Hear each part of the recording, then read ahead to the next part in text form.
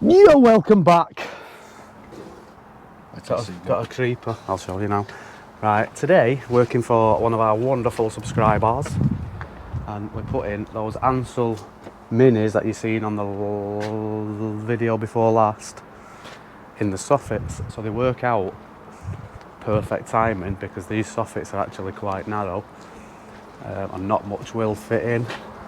As you can see, they're very thin, so them Ansels should be alright. I'm hoping that this job goes to plan and there is a void behind there, because I'm quite unsure that there's even a void in that space, but we'll soon find out. Also, I think this subscriber's been watching Nick Bundy because he's treated us. And anyway, let's talk more about the job. Consumer units there, we're putting a light switch there for these, and inside the light switch we're fitting a Shelly so he can connect it to his Philips Hue app and control the lights from that, because he can't use bulbs because these obviously are integrated LED and you can't put Philips bulbs or anything in them. So what we're going to do is cross our fingers and drill these soffits and hope that there's actually a way to wire them, basically, because I've got a feeling they're going to be very difficult. Let me show you on the inside of the garage. Actually, it's not the typical one, like it's just solid straight up to the top, and there's not like a void. Obviously there's a steel beam across there somewhere. Right, well, we've already hit our first little dilemma. We have got a nice void. We've drilled our first hole. It's right in the centre of the garage. It looks good. And I was dead excited because about 2 months ago I bought this super rod. It's nothing to do with super rod actually. This ferret camera, the new one. Yeah, never used it. Just got it out. Still got it out of the pack.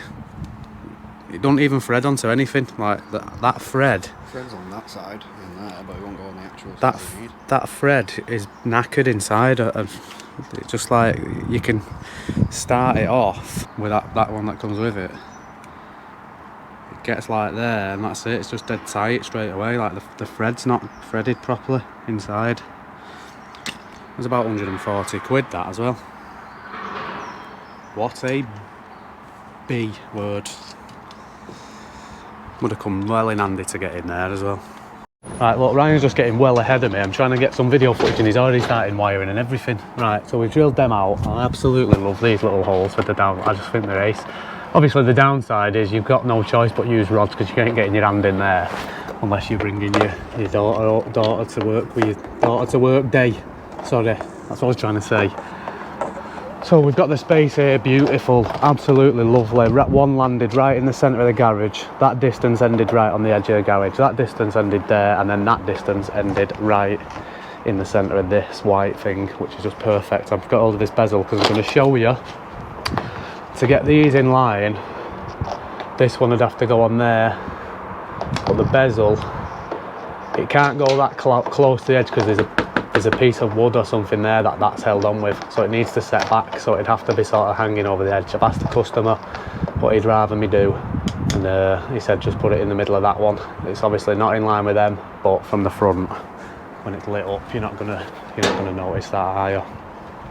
I'm gonna leave this one the end of line when we wire them, because I know the customer's watching this video, and I also know that once they're all lit up at night, he's gonna want to add another one over there. I just know it. I just know he's going to want to add one, and then we're going to come try and wire right round this corner and get one over to here. It'll light up this area. These little mini downlights, they're still 500 lumens, which is, for the size of them, you expect them to be really dim, but 500 is as good as most full-size downlights. It's mental. Look how little they are. Bloody brilliant they are. I love them. Not even used them yet, and I love them already. Right, we're just trying to fish them through. Obviously you can't get your hands in, so it gets a bit difficult. So we're using the super rod ball and chain, magnet and ball, or whatever. I think you've got that. Yeah, just stick it on there. Nice one, mate.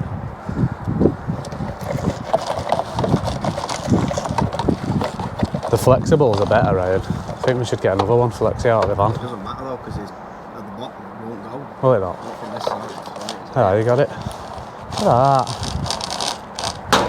that. Did you see the post guy looking at the camera like, what's that doing inside there? Bloody brilliant. Speaking of Welsh accents, don't follow, subscribe to A1 Electrical on YouTube. Alright, but hey, God, it was right on it must have been teetering right on the edge of the hole, that rod.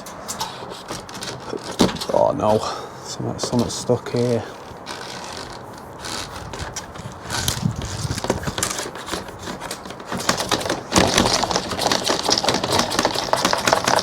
Look at that, Ryan. You don't even need a rod. You don't even need a magnet. Oh no, I nearly took the whole rod. Look at that. There, to there, to there, to there. Like I said, left at the end of the line just in case he does. I'm only joking. I don't know whether he will add another one, but I've done that just in case we can just get from there to there and we're laughing. We've got the super rod around this corner with a chain and the magnet. Life-saving devices. I'm just hoping that this don't come off the chain because we can't pull the rod round the bend. It's getting stuck. And those chains do snap quite easily. So let's see. Does it work? You have to feed it in, Ryan.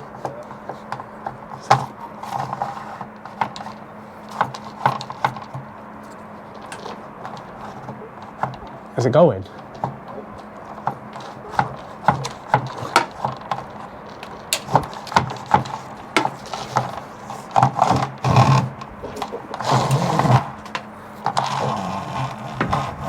Yes.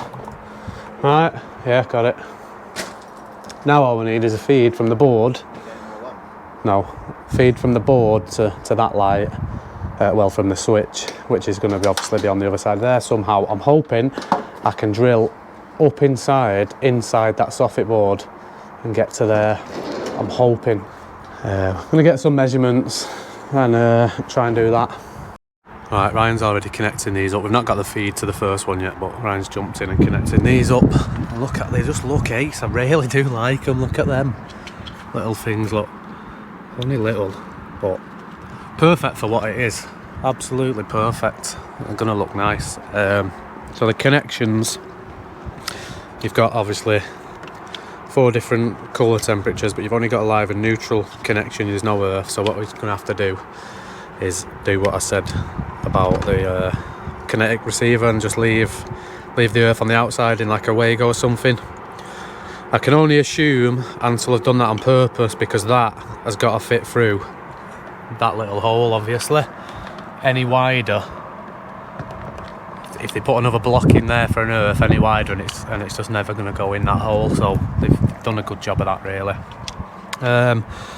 You could possibly fit the Wago just on the inside, but I'm not sure. But like Ryan's just doing there now, he's going to just put a little Wago on them earths just to keep the earth continuity right through the cable. The actual fitting obviously don't need an earth. It's double insulated or class 2, whatever. The only thing here now is that 3000 there is on the side, so when you're pushing that into the hole, that could easily change the colour, so you've just got to be careful with that. What do you think, Ryan? You happy? Right, so we managed to do it. That's the feed now, so that comes through the wall about here somewhere, straight through the bricks. Like I say, there's not actually an up and over like you get with a lot of them, and we're straight through at that height on an angle upwards. That's got us in the soffit without damaging anything, and now we can just conduit, stop end box, conduit straight down.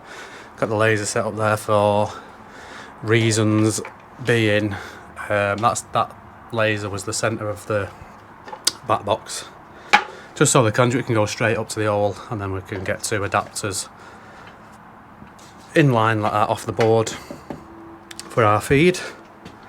And that's pretty much it. It's pretty straightforward. I'll show you the Shelly device. So we've got this. Did I already mention this?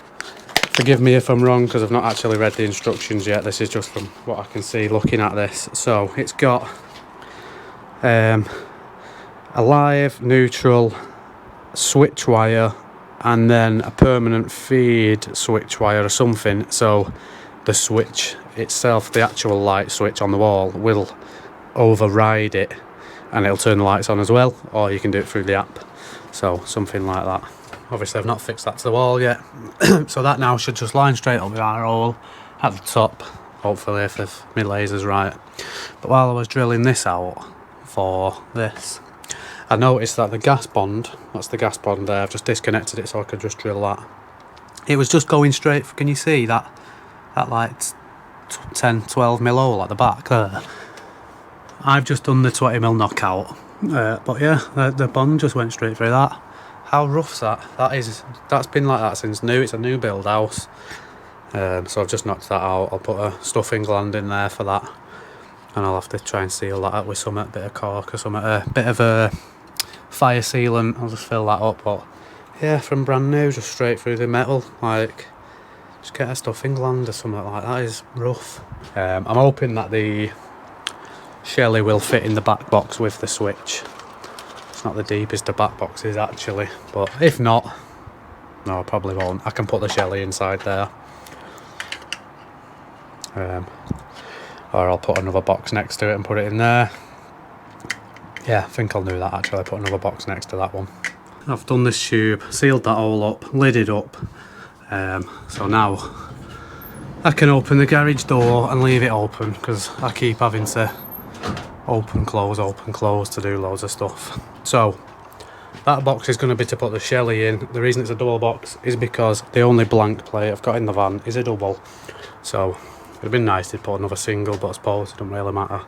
That's going to be the light switch. I could put the Shelly in there, but I'd rather it be in a box next to the switch. There's that stuffing gland, so that earth can go in properly. I can seal that all up then, and once I've got this Shelly up and running, I'll show you that bit.